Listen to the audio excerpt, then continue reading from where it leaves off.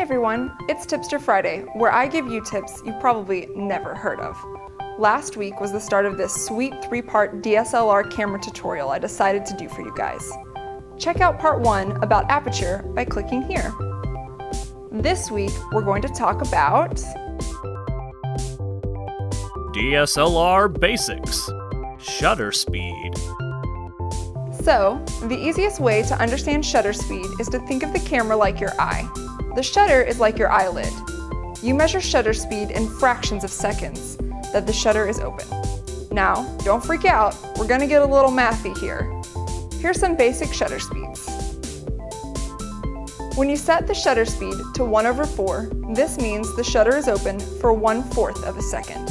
In the same way, if you set it to 1/500, the shutter is open for only 1/500th of a second.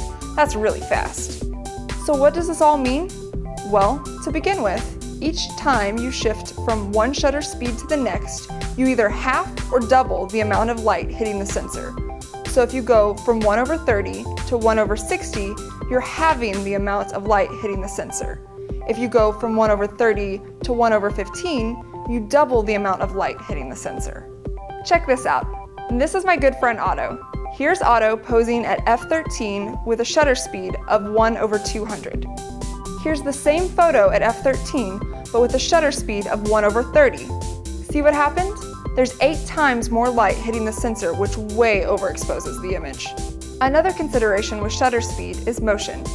Here's Otto again.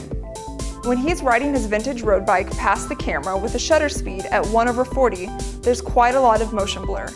The same photo at 1/500 comes out crisp and clean. A very basic rule of thumb is anything above 1/60 will produce a fairly sharp image. Anything under 1/60 tends to have a motion blur, which isn't always a bad thing.